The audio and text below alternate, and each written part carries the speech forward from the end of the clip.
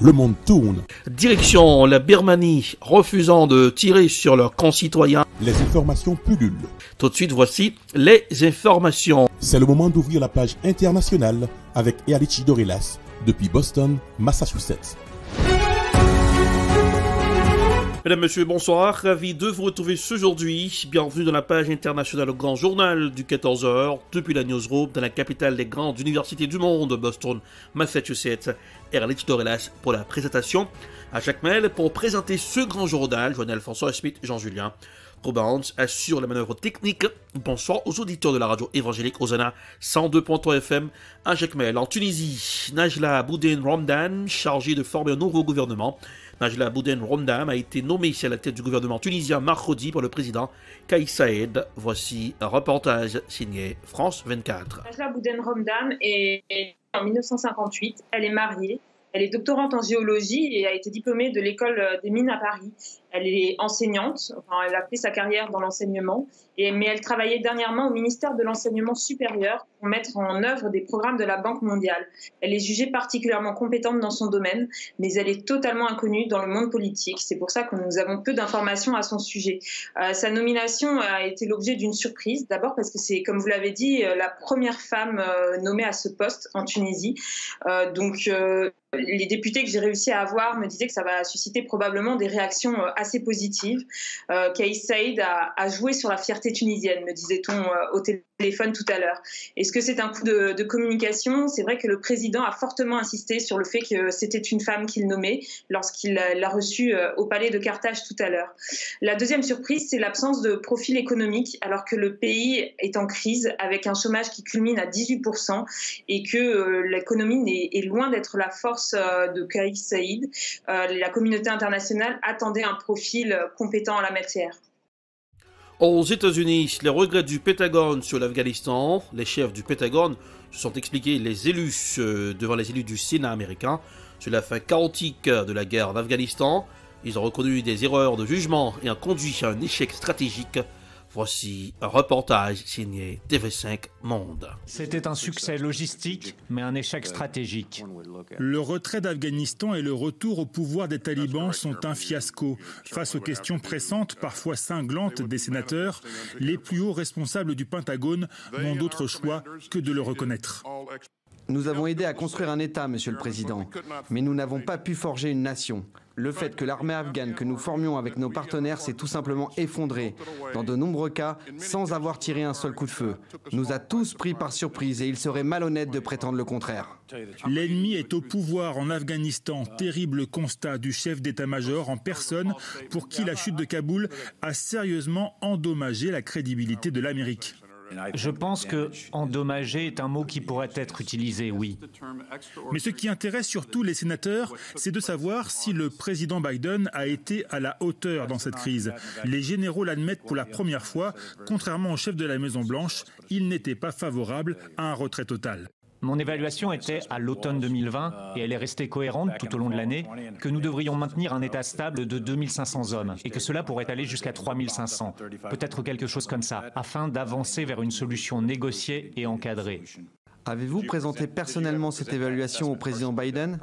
Je ne discute pas exactement de mes conversations avec le président en exercice dans le bureau ovale, mais je peux vous dire quelle était mon opinion personnelle, et je suis toujours franc. Joe Biden sourd au conseil de son état-major, un argument de plus pour l'opposition républicaine pour qui ce retrait précipité rend les Américains plus vulnérables au terrorisme. Retour au Mali de Choguel Koukaila Maïga après son discours à l'ONU le samedi 25 septembre. Le Premier ministre malien a accusé la France d'abandon suite au redéploiement sans concertation des forces Barkhane. Des propos qui ont reçu le soutien d'une foule de partisans lors de son retour à Bamako. Voici un reportage signé Africa News. Retour sous les vivas pour le Premier ministre malien. Ce mardi, Choguel Koukaila Maïga a été accueilli en héros après son intervention à l'Assemblée générale de l'ONU. Un discours en règle contre la France qu'il a accusé d'abandon dans la lutte au Mali suite au redéploiement des forces Barkhane annoncé selon lui sans concertation. Des propos qui ont reçu le soutien de ses partisans du mouvement 5 juin, RFP. Pour lui apporter notre soutien, concernant la lutte contre la corruption, l'injustice et aussi l'ingérence de nos problèmes par les États occidentaux. Les propos du Premier ministre ont suscité diverses réactions au niveau international, alors que des discussions sont en cours pour une collaboration avec les paramilitaires russes du groupe Wagner. Nous, peuple malien, nous sommes derrière cette transition, nous sommes derrière nos gouvernements parce que c'est nous qui avons confié les destinées, en tout cas en ce moment, de notre pays à cette équipe choc sur qui nous comptons et nous sommes prêts à être leur bouclier partout où le besoin se fera sentir. Ce n'est pas eux, c'est le peuple. Après un compte rendu avec le président de la transition, le colonel Assimi Goïta, Tchoguek Okalamaga a rappelé que le Mali tiendrait les engagements pris auprès de ses partenaires. Éruption volcanique à La Palma, inquiétude autour des gaz toxiques dégagés par la lave dans l'océan. Le contact de la roche en fusion avec l'océan entraîne la production de gaz et de particules nocives. Jusqu'à présent, le vent pousse ses fumées vers le large, protégeant ainsi une population locale déjà très traumatisée. Voici un reportage signé Euronews. Sur l'île de La Palma aux Canaries, la lave du volcan Cumbre Vieja continue de se déverser dans l'océan, dégageant d'importantes émanations toxiques.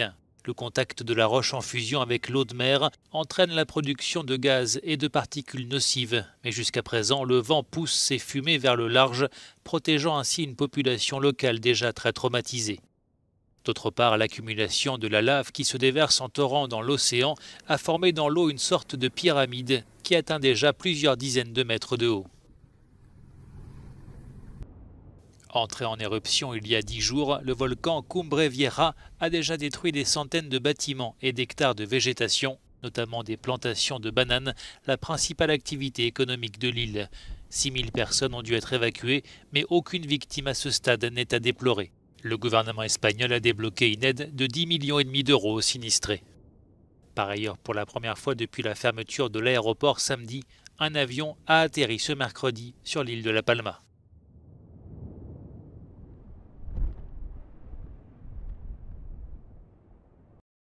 Abus sexuels en RDC, ce rapport pointe des défaillances et négligences de l'OMS. Une commission indépendante chargée d'enquêter sur les abus et violences sexuelles auxquels sont livrés les employés de l'Organisation mondiale de la santé en République démocratique du Congo a conclu à des défaillances structurelles et des négligences individuelles de l'organisation. Ce rapport publié mardi 28 septembre est accablant. Voici un reportage signé France 24. C'est un rapport accablant pour l'Organisation mondiale de la santé.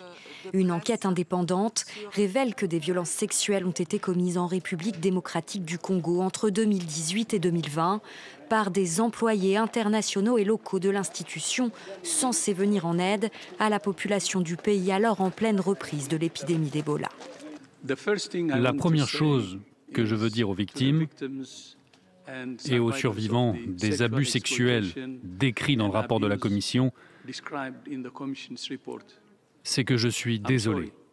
Je suis désolé de ce qui vous a été fait par des personnes employées par l'OMS pour vous servir et pour vous protéger. Le rapport traduit notamment le sentiment d'impunité du personnel de l'organisation et l'absence totale de signalement au niveau institutionnel de cas d'abus sexuels pourtant connus de la direction. Fin mai, 53 pays avaient d'ailleurs tiré la sonnette d'alarme pour exiger de l'OMS plus de prévention et de transparence dans ce type d'affaires. Au total, les enquêteurs ont interrogé plus de 60 femmes, mais aussi une douzaine d'hommes. L'équipe d'examen a pu établir que les victimes présumées se voyaient promettre des emplois en échange des relations ou étaient exploitées sexuellement pour avoir et ou conserver un emploi. 83 auteurs présumés ont été identifiés, dont un quart employés de l'OMS. 4 d'entre eux ont été congédiés dans la foulée de ces révélations. L'OMS s'est engagée à transmettre les allégations de viol aux autorités congolaises ainsi qu'au pays d'origine des auteurs présumés. C'est ainsi referme la page internationale au grand journal du 14h pour ce aujourd'hui. Présentation Erlich Dorelas, production Aid Prod, réalisation Télé Beltor pour le compte de la radio évangélique Hosanna 102.3 FM. À Jacmel, couleur du temps pour aujourd'hui, c'est l'automne, un tout petit vent frais. Sur Boston, 64 degrés Fahrenheit pour aujourd'hui, à 18 degrés Celsius à Jacmel, 81 degrés Fahrenheit, 31 degrés Celsius. Bonsoir Joannel, bonsoir Smith Jean-Julien, bonsoir Robans, bonsoir aux auditeurs de la radio évangélique aux Zonas 102.3 FM à Jacmel. Passez un excellent mercredi, accompagnez de la radio. Bonsoir, à demain. C'était la page internationale avec Erich Dorelas.